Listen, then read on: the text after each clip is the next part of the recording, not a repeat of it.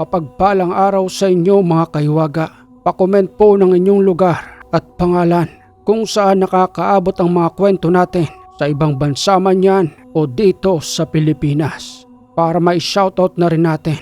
Marami pong salamat sa mga nagpapadala ng super thanks. Malaking tulong po iyon sa amin. Simulan na natin ang kwento ng agimat ni Enteng Manok. Walang eksaktong taon, lugar ng Bicol. Si Enteng Manok ay may kakaibang agimat sa kanyang katawan. Ginagamit niya rin ito sa kanyang pagsasabong. At hindi lang yon, pati na rin sa masasamang uri ng elemento. Kahit na barang, mangkukulam at ang mga kilalang aswang sa iba't ibang uri ng pangalan. Subalit mas nakilala itong si Enteng Manok dahil sa madalas nitong pagsali sa sabong na kapag kinakailangan niya ng pera, nagtutungo ito sa may sabungan. Kinaiilagan ng mga magsasabong dahil alam nila na itong si Enteng ay may karga sa kanyang katawan at ginagamit niyang kabal sa kanyang mga alagang manok. Subaybayan natin ang kwento nitong si Enteng na maging sa panggagamot ay nakakatulong ang kanyang gamit. Ay nako, nandito na naman si Enteng. O sinong pupusta? Kung titingnan mo, parang walang kalakas-lakas ang dala nitong manok. Pero kapag inilaban naman abay nananalo. Aba, sino pang maglalakas loob na lumaban dyan kay Enteng? Siguradong uuwi na naman ang luhaan.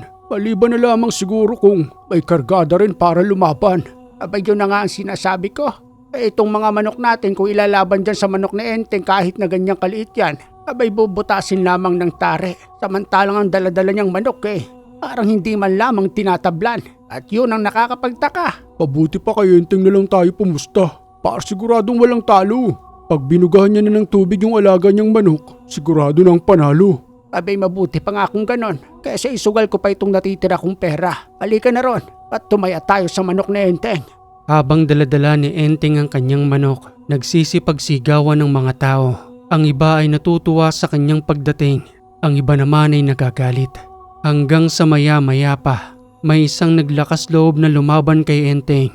Halatang may karga rin sa kanyang katawan at ang naging wika na lamang nito sa kanya patungkol sa alaga nitong manok. Habang himas-himas na may nakataling pulang tela sa may paa na nagwiwika ng, Enteng, matagal na kitang inaabangan dito. Bakit ngayon ka lang nagbalik? Hinihintay ko ang sagupang ito at tinitiyak ko sa iyo, Enteng. Bubulag tayong alaga mong manok dahil tatadtarin niya ng tama ng tari. Hindi uubray ang kabal na iihip mo sa iyong manok. Kaya paniguradong ako ang mananalo at ang aking alaga. Ikaw pala yan, Cesar. Wala namang problema sa akin kung sinong mananalo. Laro lang naman to. Pangpalipas oras ko lang kapag wala akong ginagawa sa bahay. Huwag ka nga masyadong seryoso, Cesar. Bakit? Malakas ba yung panudla mo para mawala ng bisa ang iihip kong kabal? Tingnan na lamang natin. At sa mga oras na ito'y mapapahiya ka. Enteng Manok, ito na ang huling araw mo sa sabungang ito at malilipat na sa akin ang iyong pangalan na magiging kilala dito sa sabungang ito.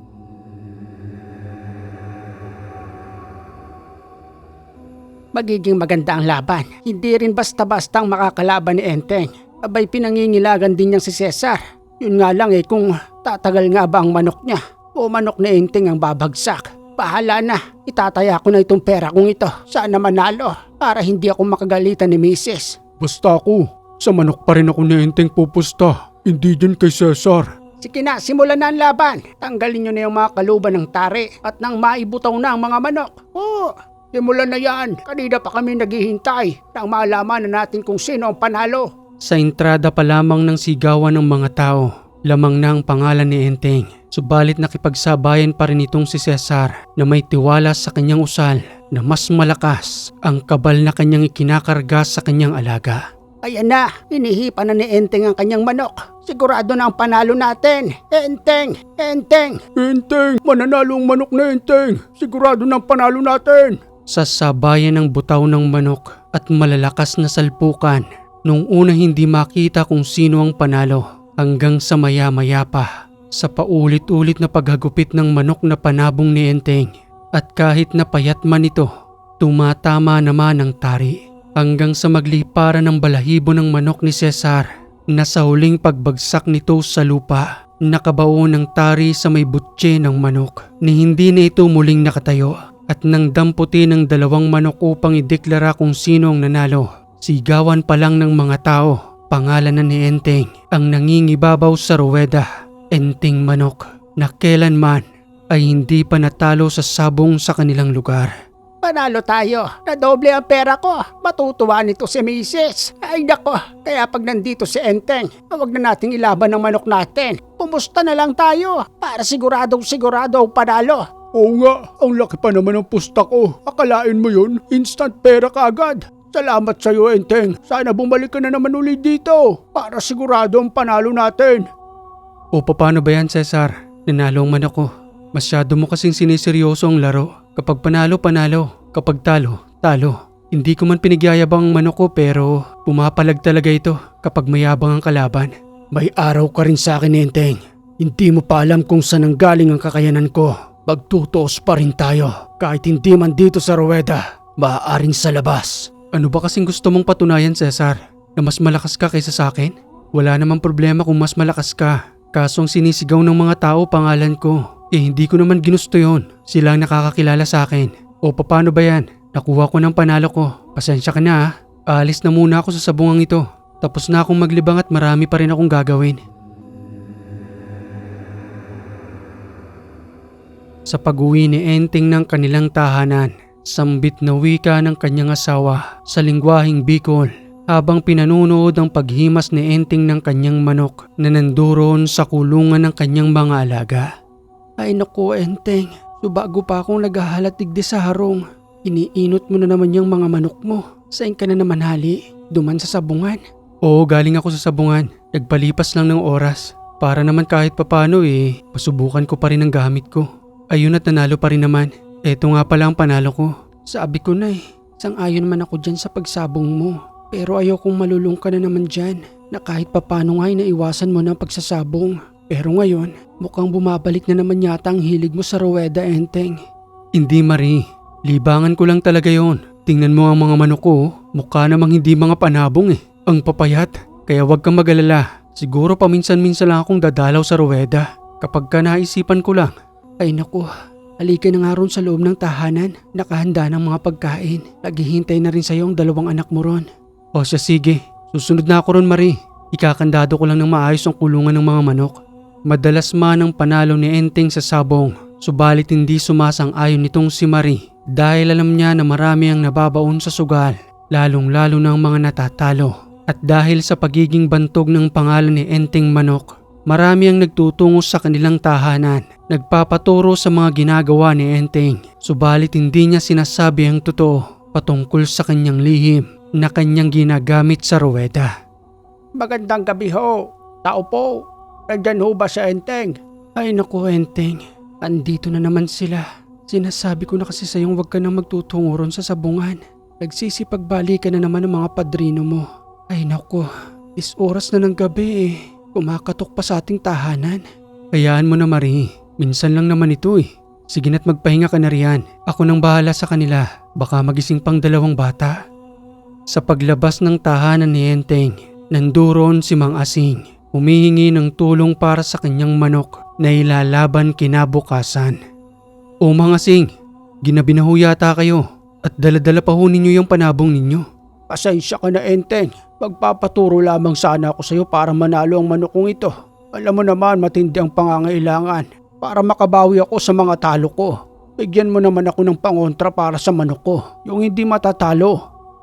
Wala naman ho akong pangontra. Hindi ko naman ho nilalagyan ng pangontra ang mga alaga kong manok. Ibig kong sabihin, Enteng basbasan mo ang manok ko.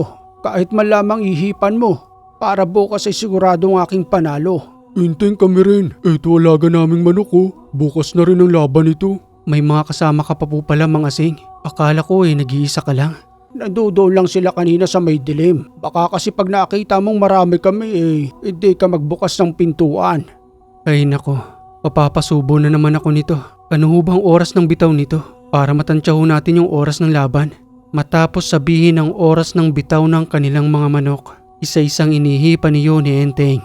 Kumuha ng tubig, sabay ihip sa mga pakpak nito, pati na rin sa may paa ng manok. At nang matapos ngang sinagawang ritual, Nagsipagpaalam na ang mga taong iyon. Muling wika pa ni Mang Asing habang tuwang-tuwa nang mabigyan ng basbas ni Enteng ang kanilang mga alaga.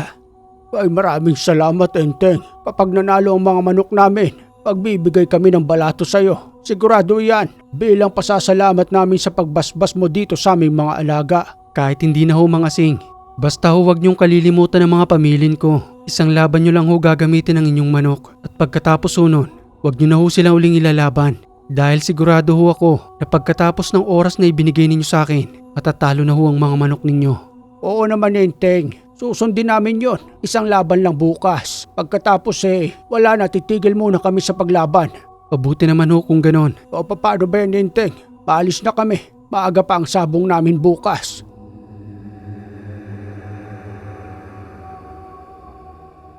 Kinabukasan ay may dumating na pasyente sa tahanan nila Enteng. Isang babaeng buntis na nasa 4 na buwan na umano ang nasa kanyang sinapupunan. Dahan-dahan itong naupo kung saan ang gagamot itong si Enteng. Sambit pang wika ng asawa ng pasyente habang pinagmamasdan ang kabiyak niyang may karamdaman. Pasensya na sa abala, Enteng. Hindi naman sana namin itatakbo rito sa yung tahanan ng asawa ko. Pero habang lumilipas ang buwan napapansin namin ang paglaki ng kanyang tiyan na para bang hindi normal. Hindi tulad ng ibang mga nagdadalang tao. Nagtungo na rin kami sa doktor. Ang sabi naman doon wala naman daw bata ang sinapupunan ng aking asawa. Pero patuloy ang paglaki ng kanyang tiyan. At ang nakakapagtaka pa nga ron, wala raw karamdaman ng misis ko. Yun ang sabi ng doktor dahil wala silang makita roon. Ibig niyong sabihin hindi siya nagdadalang tao? Ganun na nga, Enteng. Tuwang-tuwa pa naman kaming mag-asawa dahil masusundan na ang panganay namin. Tapos ganito pala ang mangyayari. Wag ho kayong mag-alala. Titingnan ko ang kalagayan ng asawa ninyo. Patingin nga ho ng inyong 2 palad. Sa pagtingin pa lamang ni Enteng sa palad ng ginang, kitang-kita niya na ang gumagambala sa babaeng yon. Isang kapre ang may gusto sa ginang dahil sa ganda ng buhok nito. Itim na itim habang bagsak na bagsak at gustong-gusto ng mga elemento. Sambit pang wika ni Enteng habang kinakausap ang ginang. Didirektahin ko na ho kayo. May kapre hong nagkakagusto sa inyo. At ang sinasabi ninyong pagdadalang tao, ang ama ho niya na yung kapre. Tuwing gabi ho ba'y binabangungot kayo at may nakikita kayong itim na elemento? Tugon naman ang ginang na nakakaramdam ng takot habang sinasambit ang nangyayari sa kanyang panaginip. Meron, Enteng. Pinagsasamantalahan niya nga ako. At ang lakas-lakas niya. Akala ko nga hindi totoo ang lahat ng yun. Kaya hindi ko rin sinasabi sa asawa ko. Yun pala, totoo ang lahat ng panaginip na yun. Tama ho kayo. At wag na ho kayo matakot. May malaki ho bang balete malapit sa tahanan ninyo? Opo, meron. Gusto nga niya po akong isama ron upang doon na daw manirahan sa kanilang tahanan. Mabuti naman at hindi kayo sumasama. Dahil kung nagkataon, magiging alipin ka niya ron at maaaring hindi ka na makabalik. Napupumiglas ako. Kahit na ang lakas-lakas niya at may mga dinadala siyang pagkain sa akin, pinapipili niya ako at pilit na ipinapakain sa akin ang mga pagkain yon. Lalong-lalo na yung kulay itim na pagkain. Nananalangin na lamang ako sa aking panaginip at kapag nababanggit ko ang pangalan ng Panginoon, bigla siyang nawawala sa aking harapan. Ibig mong sabihin hindi mo naman nakain ng itim na pagkain? Hindi, Enteng. Dahil kapag ipinipilit niya na yon, lubusan na ang pananalangin ko hanggang sa nawawala na siya sa aking harapan pati na rin ang mga pagkain. Mabuti naman kung gayon. Akong bahala sa kanya. Papasanibin ko siya sa iyong katawan dahil wala namang sanggol sa iyong sinapupunan maliban sa enerhiyang ibinabaon sa iyo ng kapring yon. At dahil doon, espiritu ng kapre ang dinadala mo. Papaslangin ko siya dahil sa paggamit nito sa iyong katawan.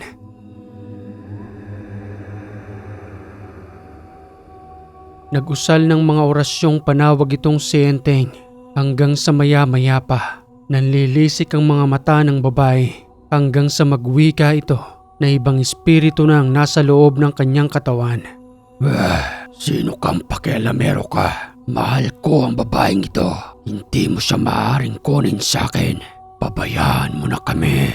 Wala kang karapatan na kunin ang katawan ng babaeng ito at hindi mo siya maaaring pakialaman. Ginagalaw mo siya tuwing gabi, tama ba? Tama ka roon, subalit mahal ko ang taong ito. Hindi kayo bagay. Isa kang elemento, samantalang ito ay tao. Aalagaan ko naman siya sa aming kaharian at ang nasa kanyang sinapupunan ay aking anak. Pinakikiusapan na kita, kapre. Lubayan mo na ang babaeng ito. Hindi kayo bagay. Walang nakasad sa banal na aklat na maaaring magkaroon ng relasyon ng tulad ninyo sa aming mga tao. Walang silbi ang banal na aklat na yan. Tao lang rin ang gumawa, kaya wala yang katotohanan. Ang batas ko ang masusunod dahil may kakayanan ako na kunin ang kaluluwa ng babaeng ito. Matigas ka talaga.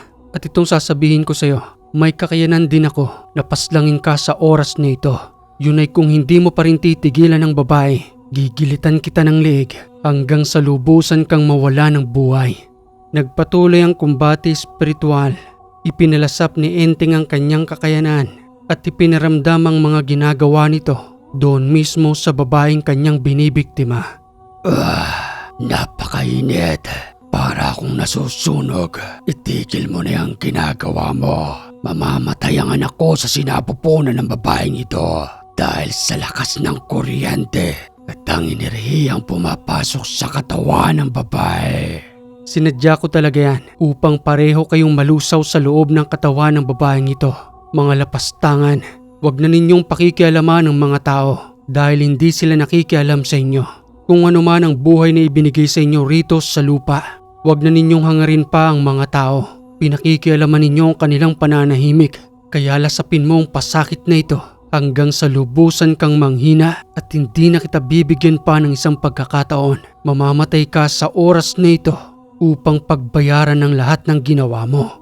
Nagpatuloy ang pagpapasakit ni Enteng at nang manghina na nga ang nilalang, kaagad siyang nagusal sa kanyang daliri. Inilapat iyon sa liig ng babae at paulit-ulit na iginilit hanggang sa lubusang mawala ng buhay ang kapre na nasa loob ng katawan ng kanyang pasyente.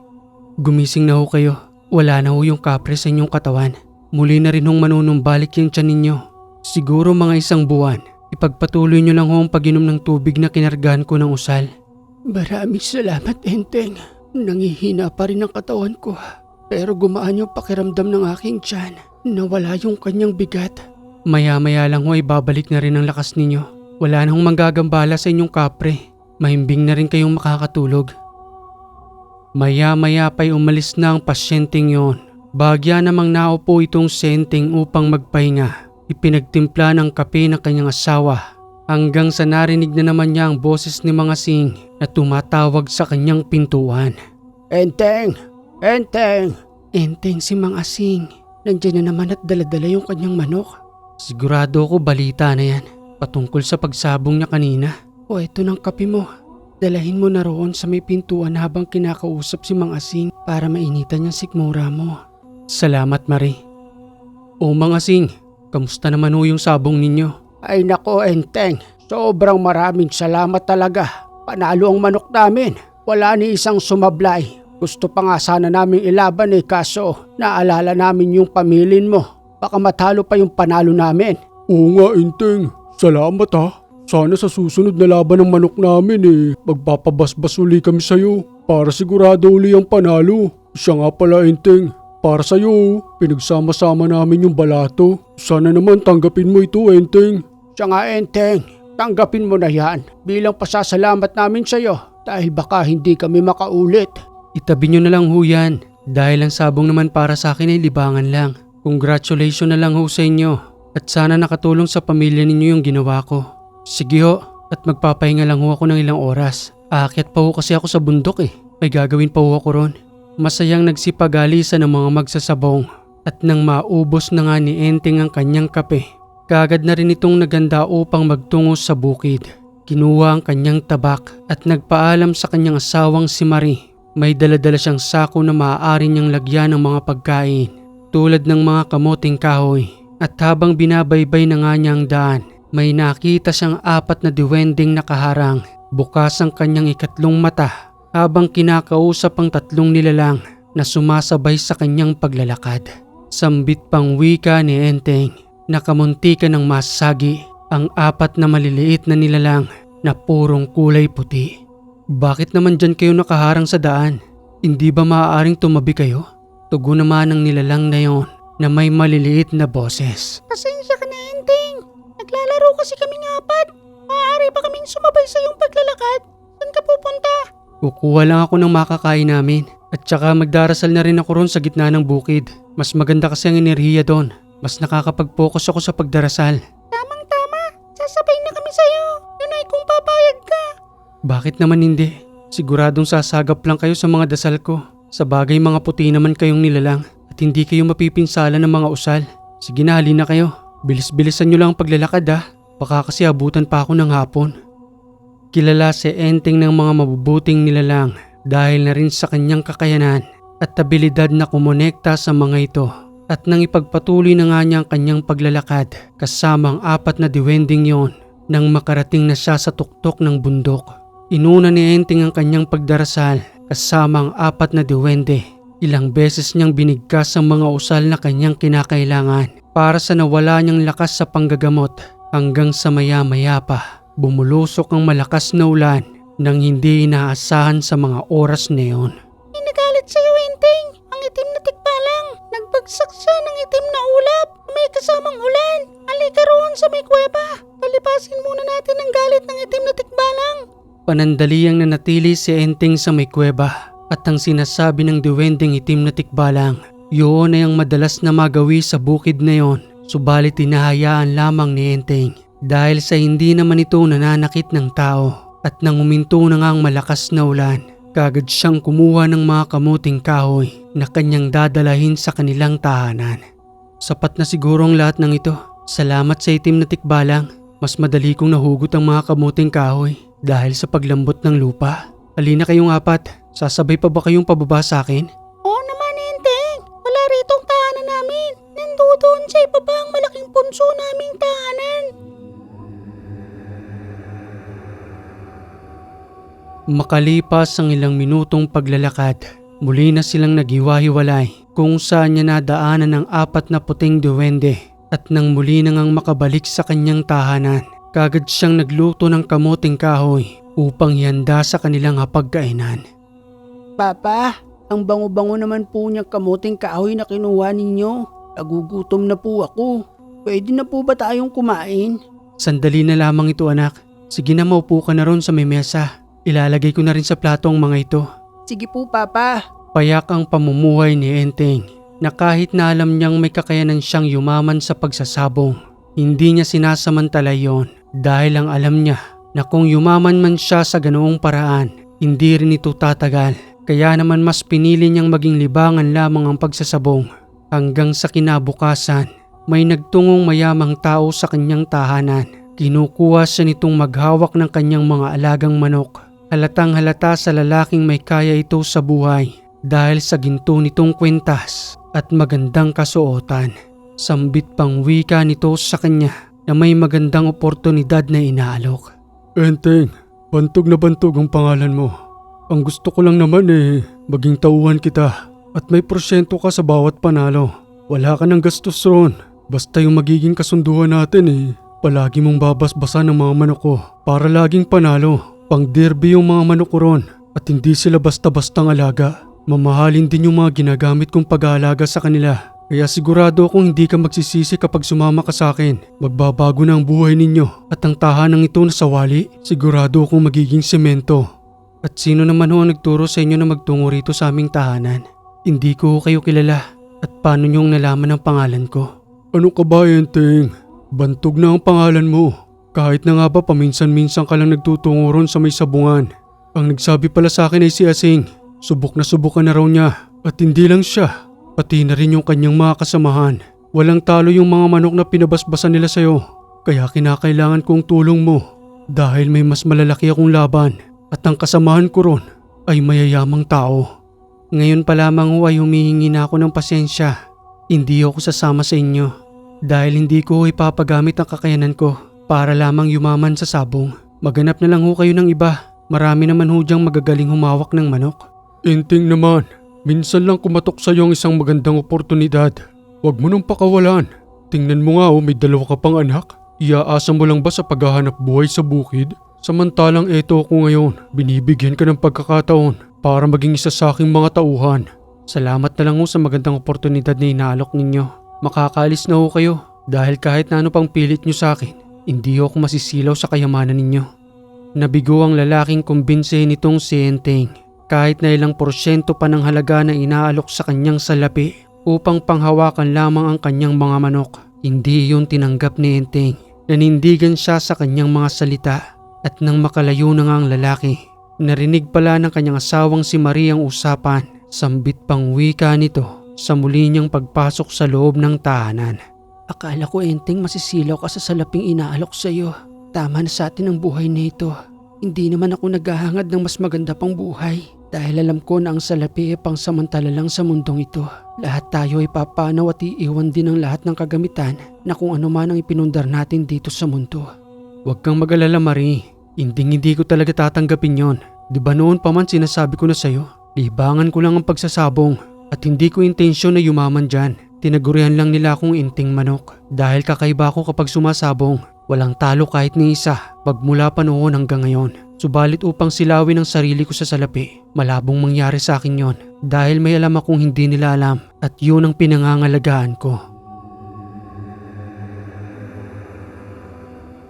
Bago pa man lubusang sumapit ang dilim, muling may nagtungong isang pasyente sa kanyang tahanan.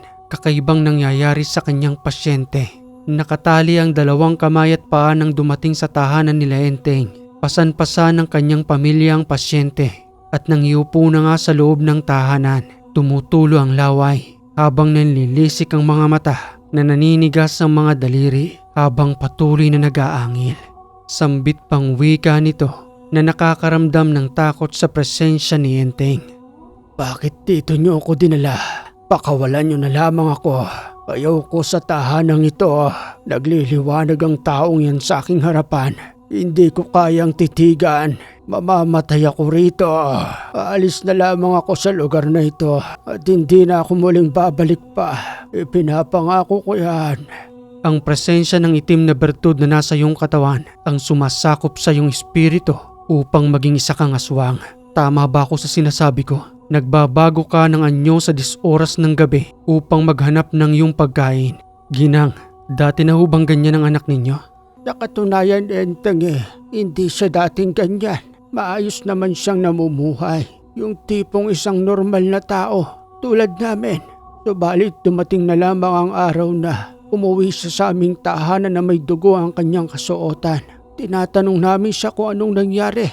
Subalit hindi siya nagpapaliwanag sa amin. Tiningnan namin ang kanyang buong katawan, baka may sugat lang kaya nagdurugo. Subalit ni isa ay wala.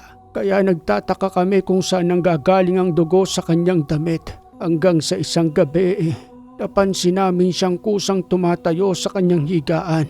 Tumatalon sa may bintana tuwing 12:00 ng madaling araw at alauna. At bumabalik siya sa aming tahanan ay umaga na nandoon sa silong pa ng aming tahanan. Sa unang tingin ko pa lang ho sa anak ninyo, niyanggaw ho siya. Titigan niyo ho ang kanyang mata. 2 uri ho ng espiritu ang nasa loob ng kanyang katawan. Ang kanyang orihinal na espiritong nagmamakaawa at ang isang espiritu ng diablong kinukulong ang kanyang kaluluwa upang panghawakan ang kanyang katawan kapag sumasapit na ang kadiliman. Aalamin ko kung saan naninirahan ng mga aswang na yon upang mabigyan sila ng leksyon nang hindi na sila makapangyanggaw pa. Kinalas ang pagkakatali sa kamay at paa ng pasyente, subalit hindi ito makagalaw dahil sa lakas ng presensya ni Enteng. Gamit ang kanyang espiritual na panali at pamako, kagad niya itong pinarusahan habang kinakausap ang nilalang na nasa loob ng katawan ng kanyang pasyente. Wika pa ni Enteng habang may hawak na balahibo ng manok na kanyang ginagamit sa pagpapasakit. Nakikita mo ba ito? Isang simpleng balahibo ng manok. Pero mapaminsala, kaya kitang paslangin gamit lamang ito. Yun ay kung hindi mo sasagutin ang mga tanong ko ng maayos. San kayo ngayon naninirahan at ang ibang mga kasama ninyo na nagyanggaw sa taong ito? Inay, tulungan mo ako. Nasasaktan ako sa ginagawa ng taong ito. Gusto mo ba akong mamatay? Anak mo ko, inay. Kaya wag mo akong pabayaan. Wag ho kayong maawa sa kanya. Hindi ho yan ang anak ninyo. Nakakulong ang espiritu ng iyong anak sa loob din ng kanyang katawan at ang nagsasalita ngayon ay ang isang diablo na nag-ahari ngayon sa inyong anak. Patuloy na nagmaang-maangan ng nilalang Hindi sumasagot sa mga katanungan ni Enteng hanggang sa patuloy niyang ilapat ang balahibo ng manok. Nagsumigaw ito na para bang kinakatay. Ang sakit! Tigilan mo ang ginagawa mo! Parang mapuputol ang mga daliri ko dahil sa lakas ng bultahe ng kuryente na dumadaloy sa bukong katawan. Mas pinipili mo pang masaktan kaysa sabihin sa akin kung saan ngayon naninirahan ng mga kasama ninyo. Sa lupalop ng bundok sila ngayon nagtatago dahil susuyurin ko ang gubat upang bigyan sila ng leksyon sa kanilang masasamang gawain. Nagpatuloy ang paggamit ni Enteng ng balahibo ng manok at nang hindi nakayanin ng nilalang, itinuro na nito kung saan nagtatago ang kanyang mga kasamahan. May kalayuan niyon na nasa matarik na bundok at may nagtataasang puno na hindi basta-bastang pinapasok ng mga tao. Ngayon ay nasabi ko na, pakawalan mo na ako. Hinang-hina na ang aking katawan. Hindi pa tayo tapos. Paano ninyong niyanggaw ang taong ito? Gayong nasa malayo ang tahanan ninyo. Dinala niyo ba siya sa inyong tahanan? Hindi. Naging magkaibigan kami sa pagpuputol ng kahoy. Dahil yun ang kanyang hanap buhay. Tinulungan ko siya at yun ang naging pagkakataon ko. At nang bigyan ko siya ng pagkain, doon ko inihalo ang isang itim na bertud na may kasamang itim na orasyon hanggang sa maging kasama na namin siya kapag inaangkin na ng itim na bertud ang kanyang pagkatao. Ano ang dugo sa kanyang damit? Kumain na rin ba siya ng tao? Hindi pa tao ang kinakain niya. Mga nahuhuli pa lamang niya na ligaw na hayop. Kung saan kami noon nangunguha ng kahoy, doon din siya nangahanting para sa kanyang pagkain. Mabuti naman kung gayon. Pasensya ka na. Inihingi ko na ng permiso sa itaas. Napapaslangin na kita ngayon upang lubusan ang paggaling ng taong ito. Salamat sa impormasyong ibinahagi mo dahil ang iba pa ninyong mga kasamahan ay iisa-isahin kong papaslangin. Wag mo akong paslangin. Magbabago na ako. Hindi na ako muling gagawa ng pangyayanggaw. Pati na rin ang pagpaslang ng hayop at tao. Subalit ipinagpatuloy pa rin ni Enteng ang pagpaslang sa nilalang. Gamit lamang ang balahibo o pakpak ng manok. Kinargahan niya iyon ng orasyon at tinilapat sa liig ng pasyente ng paulit-ulit. At nang mawala na ito ng malay, tinawag niya na ang tunay na espiritu na nagmamay-ari ng katawan. Maya-maya pa, nagulat ang kanyang pasyente kung bakit nanduro na sila sa loob ng tahanan ni Enteng dahil sa wala siyang alam patungkol sa nangyayari sa kanya. Inay, ano pong nangyari sa akin? At bakit po nandito ko ngayon? Anak ko, ginamot ka ni Enteng. Magaling ka na anak. Pinaslang na ni Enteng ang gumagambala sa'yo. Yung taong naging kasama mo sa pagpuputol ng kahoy. Siya ang salarin sa pagbabago ng iyong ugali. Ngayon ay malaya ka na anak. At hindi ka na muling gagambalain ng nilalang na yon para muling maging aswang. Ano ho, inay? Naging aswang ho ako? Totoong sinasabi ng nanay mo. Pero kalimutan mo na yon. Isipin mo na lamang na isang masamang panaginip. Parati mong ilagay sa bulsa mo ang panguntrang ito upang hindi ka na muling malapitan ng kahit na sino mang masamang uri ng nilalang. Dahil sa iyong pagtitiwala, padali ka niyang nalinlang upang yang gawin na maging kauri nila. Lubusan ng pasasalamat ng pamilya kay Enteng. Nagkaroon siya ng bagong pagtutunan ng pansin. Ang puksay ng mga aswang na paminsan-minsan ay nagpapanggap na isang normal na tao upang makapangyanggaw gamit ang kanilang mga alagang itim na bertud. O Enteng, bakit tinahasa mo na naman yung kulay pula mong punyal na tanso? Ngayon ko lang uli nakita yan sa'yo. May pinaplano ka ba? Oo, Marie. Paminsan-minsan ko lang ilabas ito kapag may kinakailangan lang akong tapusin. Andyan ka na naman, Enteng eh. Isasalang mo na naman sa kapahamakan niyang sarili mo para lamang sa kapakanan ng mga tao rito. Ano ka ba, Marie? Nanumpa ako noon kay Lolo na ang lahat ng misyon na kanyang nahinto ay muli kong ipagpapatuloy. Isinumpa ko yun sa kanyang harapan, pati na rin sa kanyang puntod. At isa pa, huwag kang mag-alala. Hindi ako mapapahamak dahil kargado ako ng iba't ibang uri ng usal, pati na rin ang agimat sa aking katawan. Wala nang nagawa si Marie sa pinaplano ni Enteng.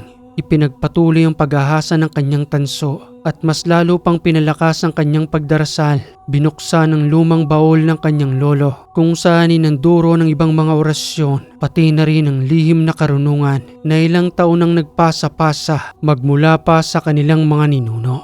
Itay, ano pong ginagawa ninyo? Parang napapadalas po yata ang pagbabasa ninyo ng librong ito. Pati na rin po ang pagsisindi ninyo ng kandila. Ano po ba yan, Itay? Anak, hindi mo pa lubusang maunawaan sa ngayon. Pero balang araw, wala rin akong ibang pagpapasahan kung di kayo ng kuya mo. Sagrado ang librong ito, pati na rin ang mga gamit rito. Nanggaling pa ito sa ating mga ninuno. Ipinasa sa akin ng iyong lolo. Kaya magpanggang sa ngayon ay pinangangalagaan ko rin. Ganun po ba? Ibig niyo pong sabihin makakaabot pa rin po yan sa amin ni Kuya? Tingnan niyo nga po, parang matagal na po yan sa pagkakalagay dito sa may baul. Tama ka anak, subalit ang kaalamang ipinapasa ng mga lumang gamit nito ay mananatili pa rin dahil may masasamang uri pa ring nilalang na namimirwisyo sa ating mundo.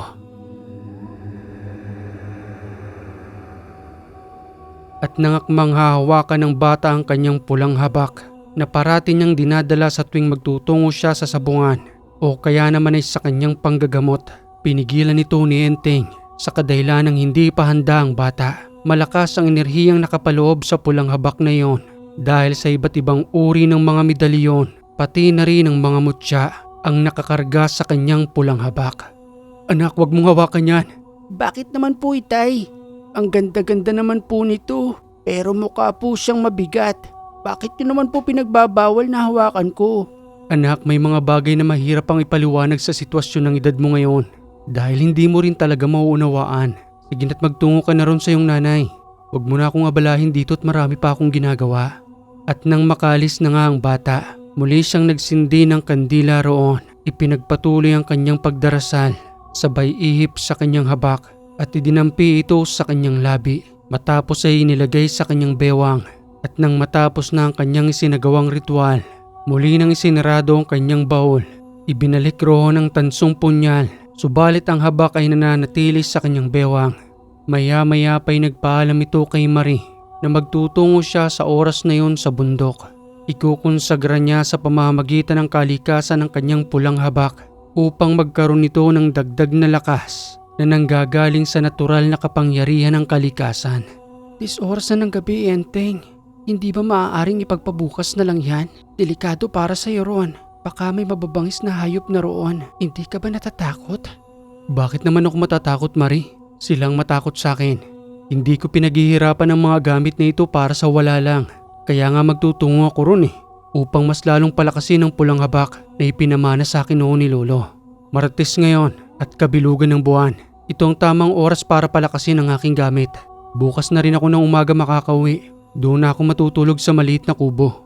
Hindi rin naman kita mapipigilan.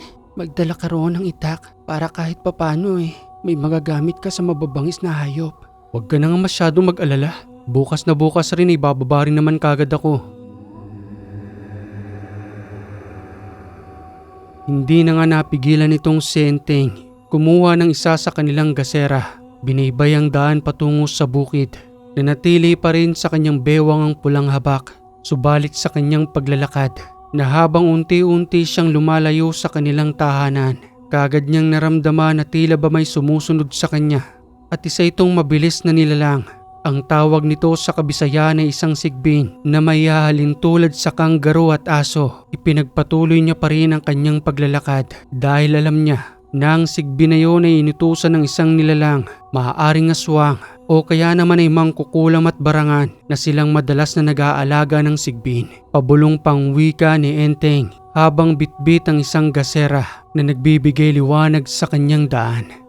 Inutusan niyo pang alaga ninyo para magmanman sa akin? Siguro kanina pa itong nasa labas ng tahanan.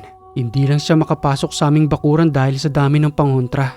Ngayon ko lang rin naramdaman na kanina pa palang may nagmamanman sa akin. Sige, sumunod ka lang. Paghihintay ako ng tamang pagkakataon para sa'yo at sigurado kung hindi ka na makakabalik sa iyong mga amo. Hanggang sa lubusang makarating si Enteng sa tuktok ng bundok kung nasa saan ang kanyang kubo. Imbis na mas paliwanagin pa ang kanyang gasera, umagsiga pa roon sa paligid. Mas minabuti ni Enteng na patayin ang kanyang nag-iisang gasera roon. Umupo sa may pintuan ng kubo, pinakiramdaman ang paligid. Sabay usal ng mga orasyon, itinuro ang kanyang dalawang daliri kung nasa saan ang sigbin sa likuran ng isang malaking puno. Kala mo hindi kita makikita sa gitna ng dilim? Hindi ka na ngayon makakagalaw. Tanggapin mo ang orasyong ito para sa iyong kamatayan. Orasyong pamaslang para sa mga alaga ng makakaliwang kapangyarihan. Ni hindi na nga nakagalawang nilalang na yon, kaagad na pinaslang ni Enteng dahil delikado ang mga sigbin, lalo na kung ang mga nag-aalaga ay may maitim na budhi. Wala silang ibang ituturo roon kung di kasamaan na ikapipinsala ng mga tao. At nang matapos niyang paslangin ang nilalang, muli siyang nagsindi ng gasera, nagtungo sa may puno na may bukal ng tubig. Sagrado umano iyon at tinatawag niyang bendeta. Ibinabasbas niya ito sa kanyang pulang habak, pati na rin sa kanyang katawan dahil sa kanyang paniniwalang sa panahon pa ng kanyang mga ninuno, nagmimilagro na ang tubig na iyon na kung sino man ang makainom o makadampi roon ay nalilinis ang katawan at nawawala ang karamdaman. Ang sarap sa pakiramdam. Kakaiba talaga ang balong ito. Mas mabisa ito kaysa sa simbahan. Isang natural na tubig. Tubig na nagmumula sa kalikasan. Salamat sa mga nagbabantay na nandirito. Pinapanatili pa rin ninyong malinis ang balon. 3 nilalang na nasa anyong ibon ang nasa harapan ni Enteng. Kulay puti iyon. Sila ang mga bantay ng balon at ang bawat isa sa kanila ay mga anghel. Kaya naman nasabi ni Enteng na mas mabisa ang balon na iyon kaysa sa simbahan dahil sa 3 malalakas na bantay na mga mandirigmang anghel. Sambit pang wika ng isa roon sa pagbabago nito ng kanyang anyo. Mukhang may pinaghahandaan ka, Enteng. Isang malaking digmaan. Mas lalo mong pinalalakas ang iyong mga gamit. At kung kailangan mong tulong namin, Enteng, sambitin mo lamang ang aming mga pangalan. Kaagad kaming darating upang tumulong sa iyo. Maraming salamat sa inyo. Sapat na ang lahat ng kakayanang mayroon ako. Ipinamana na sa akin lahat ni Lolo. Pero kung sakaling kailanganin ko man ng tulong ninyo, huwag kayong mag-alala. Isa-isa kong bibigkasin ang mga pangalan ninyong 3. Wala kang pinagkaiba sa iyong lolo. Isa rin siyang mandirigmang tulad mo.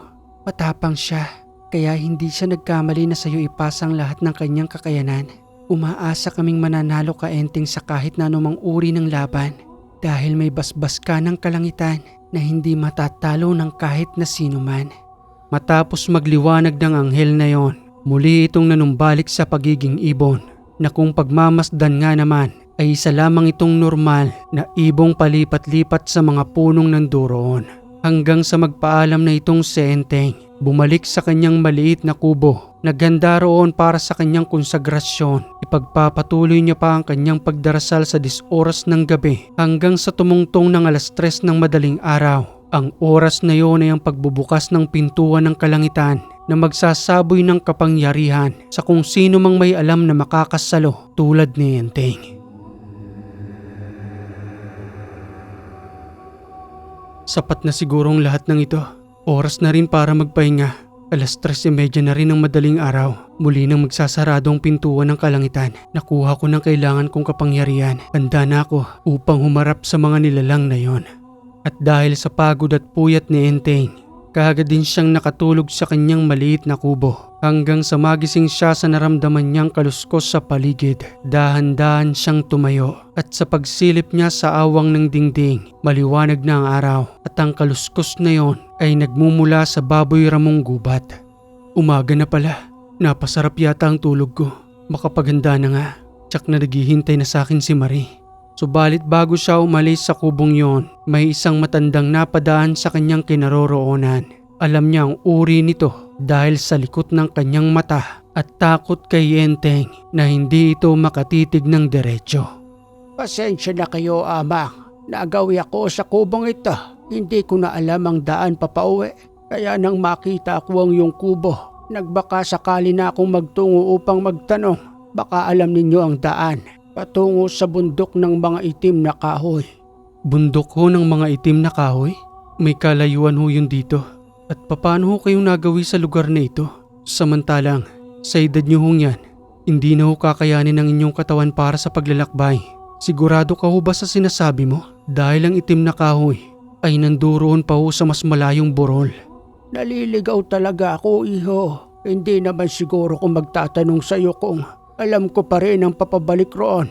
Hanggang sa maging seryoso si Enteng sa kanyang pagsasalita. Dinirekta niya na sa pagtatanong ang matandang yon dahil sa kinakailangan niya ng bumaba at hinihintay na siya ng kanyang asawang si Marie. Sambit pang wika ni Enteng. Pasensya na ho kayo. Hindi ko lang alam kung nagiging ulyanin na ba kayo dahil sa inyong edad o nagpapanggap lang kayong naliligaw dahil ang lugar ng itim na kahoy ay pinamumugaran ng mga aswang. Paano kang maninirahan doon kung isa kang normal na tao? Anong pakay mo sa akin dahil hindi ako nag-aaksaya ng oras para sa inyo upang makipaglukuhan? Mas lalong napayuko ang matanda sa pag-aakalang walang alam itong si Enteng. Hindi na ito muling nagsalita. Kaagad na umalis sa kanyang harapan. Nagtungo ito sa mas masukal na damuhan hanggang sa hindi na makita ni Enteng ang matanda. Muli niya pa itong sinulyapan doon at nang hindi niya na maramdaman ang presensya nito, nawala na rin doon ang itim na baboy ramo na kanina pang paali-aligid sa kanyang kubo. Kakaibang uri ng kakayanan ng mga nilalang na yon. Kaya nilang itago ang kanilang pagiging aswang na hindi ko naramdaman. Subalit ang kanilang mga mata ay hindi makakapagsinungaling sa akin. Aswang ang matandang yon, pati na rin ang baboy ramo.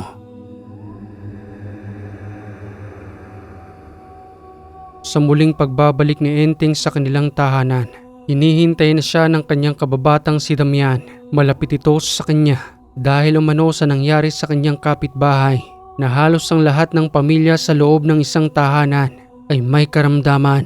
Kaya naman nagtataka itong si Damian kung papanong nangyari yon. Nasabay-sabay ang lahat, pati na rin ang mga bata at magulang ng kanyang kapitbahay. O paring Damian, naligaw ka yata ngayon dito. Oo paring Enteng, naawa na kasi ako dun sa kapitbahay namin eh. Halos 1 linggo nang hindi nakakapaghanap buhay ang mga magulang. Hindi ko naman sila madala-dala rito dahil ang dami nila. Kaya kusa na akong sumadya sa'yo para matulungan yung kapitbahay kong yon. Ano bang nangyari? Nagkaroon ng mga bulutong tubig ang mga balat nila. Nagsimula lang raw yun sa iisa eh, hanggang sa kumalat sa buong pamilya. Pero ang ipinagtataka ko, nakakatakot ang kanilang mga balat. Namumulan na ito habang isa-isang napipisa. Samantalang ayon naman sa mga magulang mga bata pa lamang umano sila nagkaroon na sila ng ganun. Kaya hindi maaaring magkaroon uli sila ng bulutong tubig. Tama ka ron paring Damian. Sigit pupuntahan natin. Kararating ko lang rin kasi galing sa bukid. Magpapaalam lang ako kay Marie. Baka kasi hanapin na naman kagad ako eh. Sige paring Enteng, maghihintay lang ako rito sa labas ng tahanan ninyo. Kagad na nagpaalam nga itong si Enteng. Sumang-ayon naman ang kanyang asawang si Marie. Dali-dali silang nagtungo sa nasabing tahanan. At sa kanyang pagdating nga roon, nakahilata ang buong pamilya. Nagsisipagsakitan ng mga ulo kasabay panahon ng lagnat. Enteng, itong kalagayan nila rito. Dinadalahan na nga lang namin ng pagkain para kahit papano makaraos man lamang sila. Pero hindi ko naman kasi patuloy na matutulungan sila sa sitwasyon nilang yan. May pamilya rin ako, kaya ito na lamang naisip kong paraan. Sige paring Damian, titingnan ko kung anong may tutulong ko. Dahan-dahan nilang iniupo ang padre de pamilya at kahit na nga nananakit ang buong katawan, kinausap pa rin niyo ni Enteng upang alamin ang punot dulo ng nangyari. Sambit pang wika ni Mang Tuning patungkol sa nangyari sa kanyang pamilya. Mang Tuning, kaya niyo bang magsalita? Kasi nakikita ko sa nangyari sa inyo, kagagawan ho ito ng tao at hindi ho ng elemento. Maaari niyo bang sabihin sa akin kung may nakaaway kayo? Meron, Enteng. Si Dodong, minsan ko lang naman siyang naagawan sa pagsasaka. Nakianihan kami nun sa palayan. Ang sabi naman niya sa akin nun magpapahinga raw muna siya ng 1 araw. Kaya ako muna yung pinahalili niya. Ginawa ko naman yung trabaho dahil kailangan din ng pamilya ko. Wala naman kaming ibang usapan kung di ako lang yung ahalili sa kanya. Yung pwesto niyang inaani, ako muna yung gagapas. Pero matapos ang anihang yun umihingi siya sa akin ng kaparte. Kukunting palay rin lang naman ang nakuha ko ron.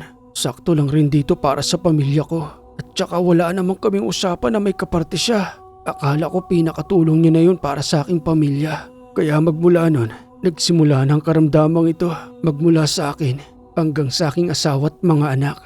Mabuti naman no't sinabi ninyo. Pero hindi ho lalaki ang nagpapasakit sa inyo. Isa ho siyang babae. Marahil ay asawa ho siya ni Dodong. Mahaba ang kanyang buhok at isa ho siyang mangkukulam na may kasama rin hong barang. 2 uri ang kakayanan niya, kaya may kalakasan din ho ang babaeng ito. At ang pamilya ninyong walang malay sa nangyari ay dinamay pa niya. Kaya pa ho ba ng katawan ninyo na pasanibin ko sa inyong katawan ng mangkukulam at barangan na yon?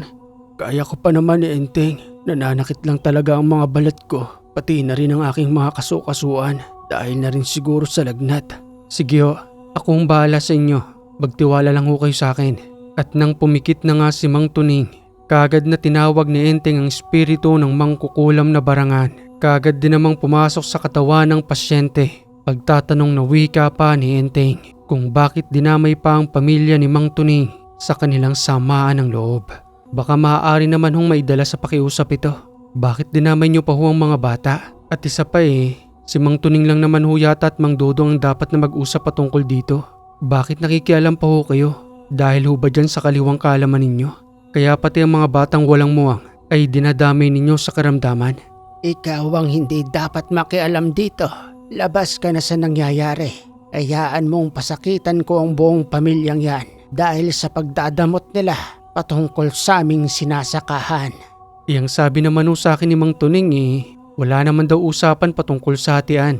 Ipinaubaya ho sa kanya ni Mang Dodong yon. Bakit ho nagkaganito? At saka pwede nyo naman hong daanin sa mabuting usapan. Hindi ho yung ganito. Patalikod ho kayo kung lumaban.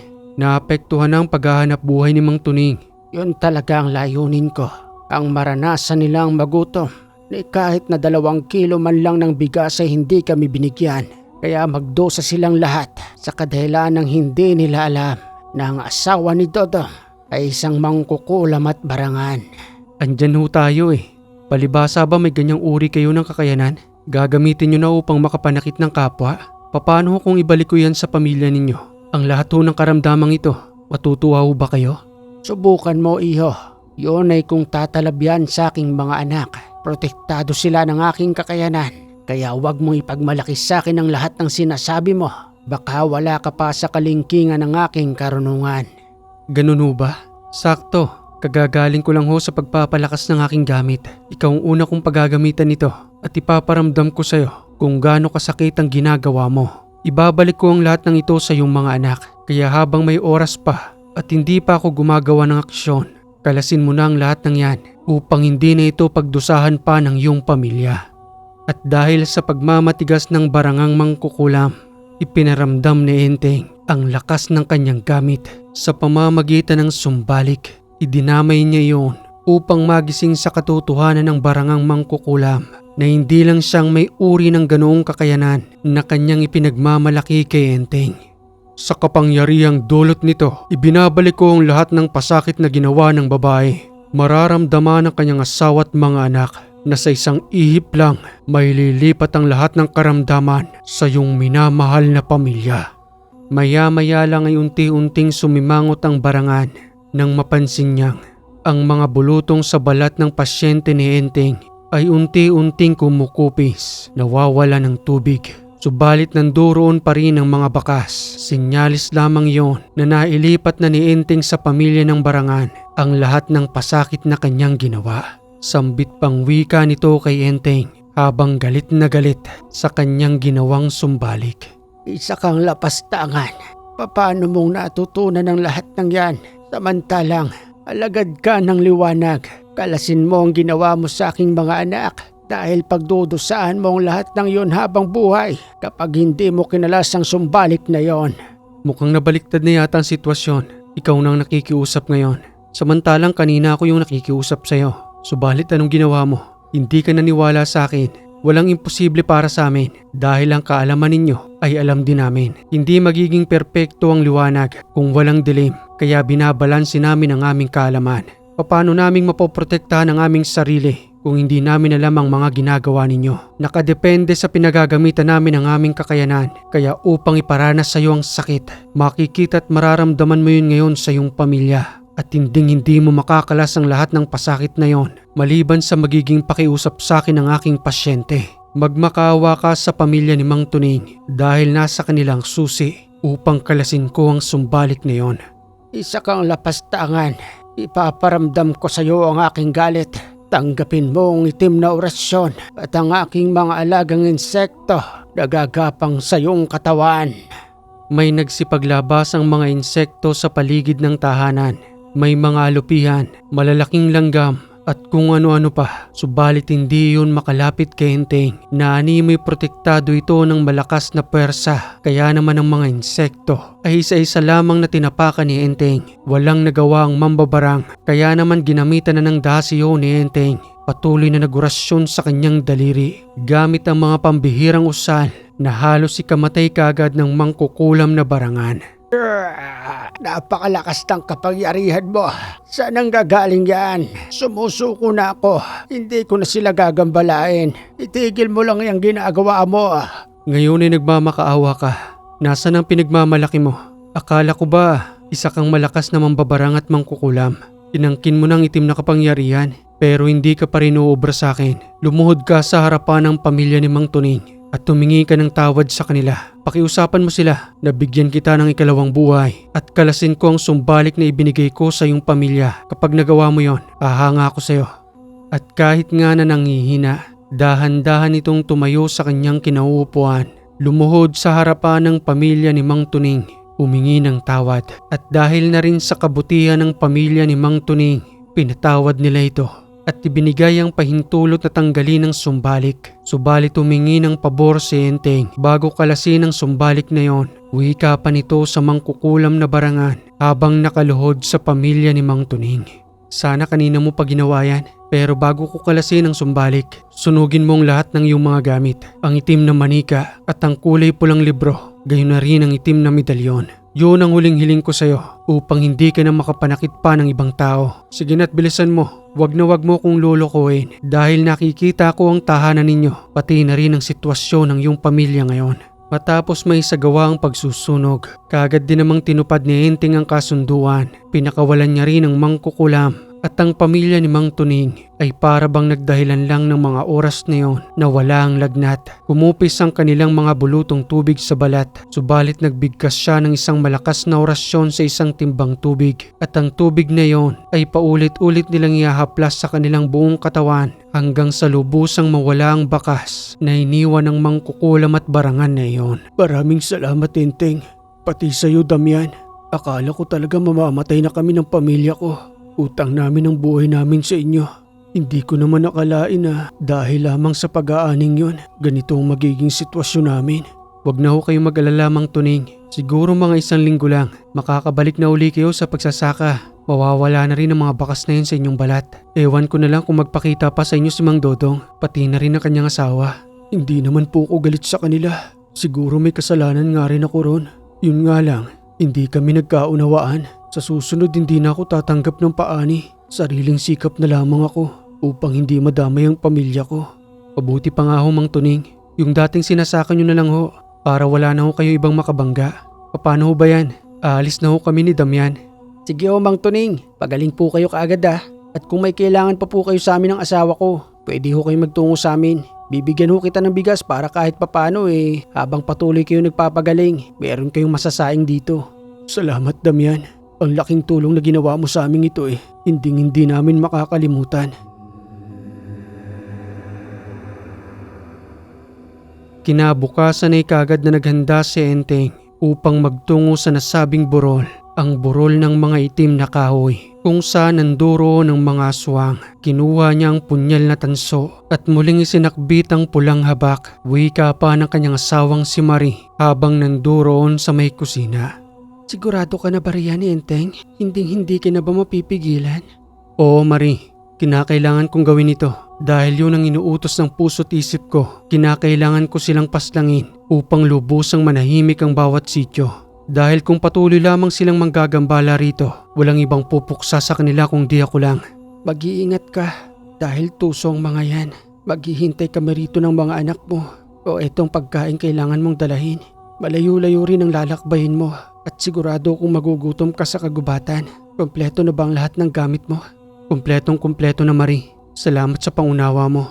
Huwag kang mag-alala sa akin. Babalik at babalik ako sa ating tahanan. Ito yata si Enteng Manok na sa kahit anong larangan ay hindi pa natatalo. Sige, Marie, taalis na ako. Malayo-layo pa rin ang lalakbayin ko.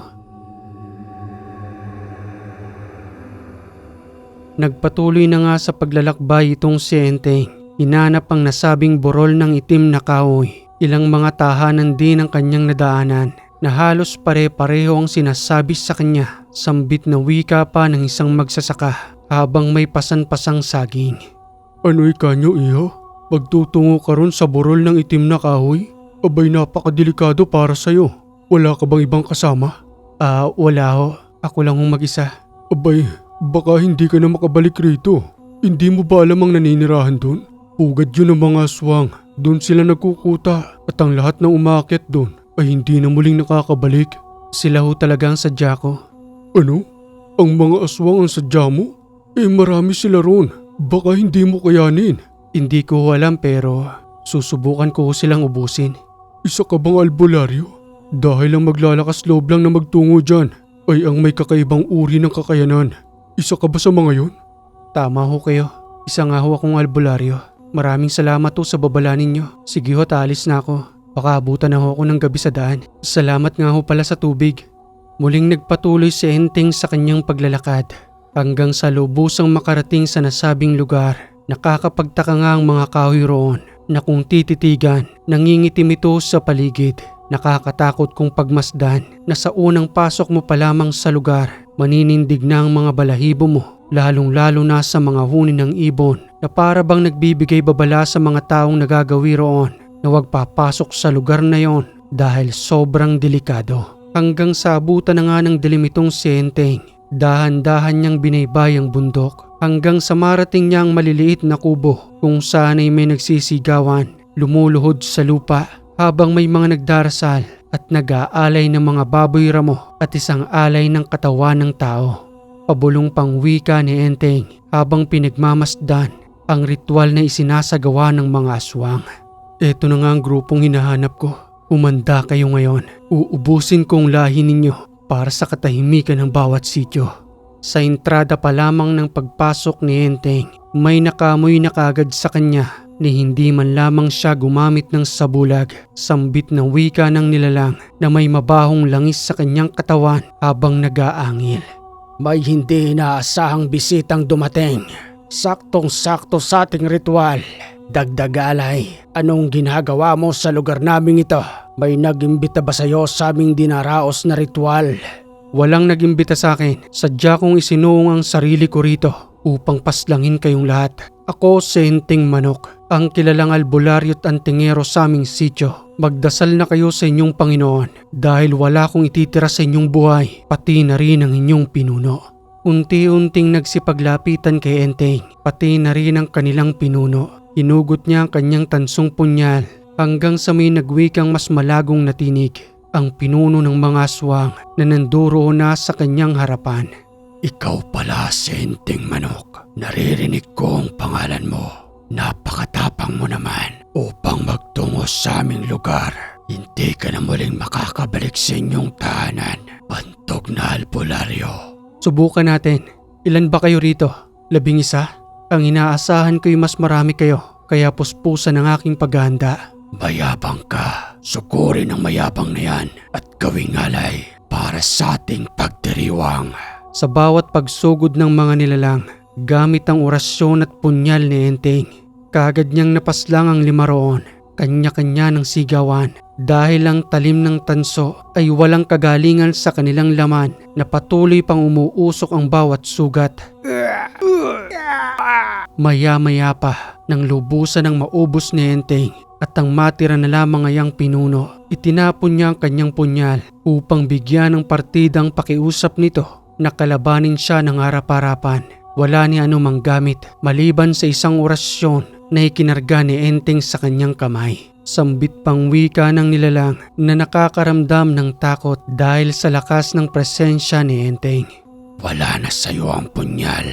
Kayang-kaya na kitang paslangin. Pinagbigyan mo talaga ang pakiusap ko. Ganun kakatiwala sa iyong kakayanan. At ang matatalim kong kuko ang papaslang sa'yo. Kaagad na sumugod kay Enteng, subalit ang pagkakamali niya, masyado siyang naging kampante dahil ang hindi niya alam, ang mga kamay na iyon ni Enteng na kinargahan niya ng malakas na usal ay isang pamatay na orasyon na kanyang ginagamit sa kumbate espiritual. Tanggapin mo ito, ang pamatay na usal na kakalas ng iyong kaluluwa dahil sa talim at lakas nito. Anong ginawa mo? Bakit hindi man lamang ako nakalapit sa iyong harapan? Ano yung napakalakas na puwersa tumama sa akin na hindi ko man lamang nakita? Ikaw nga ang tinaguriang inting manok na may kakaibang uri ng kakayanan. Dahil sa lakas ng orasyon na yon, kaagad na pumanaw ang nilalang. Sinunog ni Enteng ang mga tahanan, pati na rin ang mga labi ng aswang. Kaagad niya ring nilisan ang lugar at muling bumalik sa kanilang tahanan. Okay mga kaiwaga, ang ganda ng kwentong ito ni Enteng Manok. Maraming salamat sa nagpadala ng kwento na itinago natin sa pangalang Enteng. Shoutout po sa mga kaiwaga listener natin, lalo na sa mga nagpapadala ng super thanks. Marami pong salamat sa inyo. Shoutout kay Happy Sigrane. Marami pong salamat sa super thanks. Shoutout kay Francis Camercado na 2 beses po nagpadala ng super thanks. Marami pong salamat sa inyo. Chat Advincula, shoutout po sa iyo. Gay Somojo from Kuwait.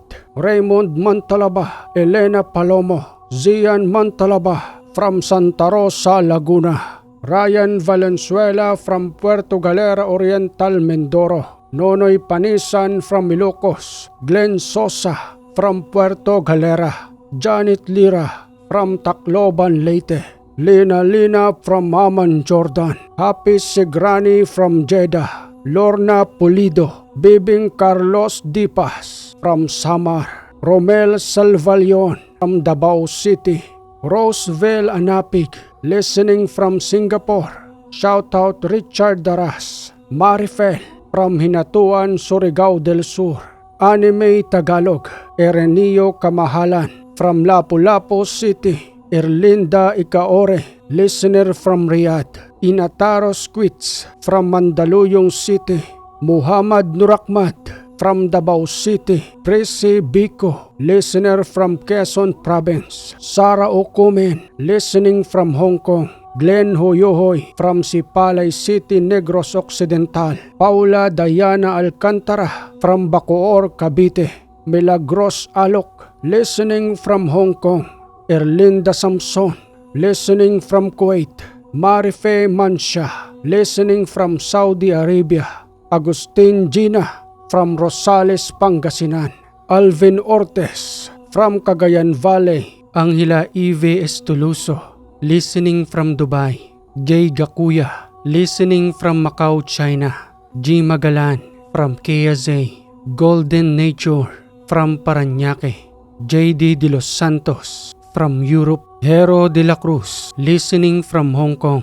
Jomar Villarde Atamosa from Quezon City. May Osis from Paris, France. Rex Dim Garbosa from Capiz. Arnold Sayakur Channel from Barangay Kalamtukan, Bayawan City, Negros Occidental. Chat Advincula from Kuwait. Marilu Osamonte from Dubai. Chari Kiamko, Sagay City, Negros Occidental. Floribel Ortel, listening from Bahrain. April De Vera, shoutout sa'yo. Simpleng tulad ko from Victoria City, Negros Occidental. YouTube Jose Gaming from Canada. Jer Tempo, listening from Iloilo. Buddies Vlog from UK. Daryl Aguinaldo Liwayan from La Trinidad, Benguet. Valdayot from Kalinog, Iloilo. Marami pong salamat sa inyo mga kaiwaga, at kung mali man ang pagkakabasa ng inyong pangalan, pagpasensyahan nyo na po dahil sa dami ng sinoutout natin. At yung hindi pa na siya shoutout dyan, mag-comment lang kayo dyan sa ibaba at isama nyo na rin ang lugar kung saan mang kayong bansa o lugar nakikinig. Maraming salamat sa mga nagpapadala ng super thanks. Malaking tulong po yun sa amin. At kung nagustuhan mong kwentong ito mga kaiwaga, palambing naman po ng like and share. At kung hindi ka pa nakaka-subscribe, click mo na yung subscribe button dyan, pati na rin yung bell para updated ka sa ating mga bagong kwento. Muli mga kaiwaga, maraming salamat sa lagi ninyong pagantabay dito sa Ang Hiwaga.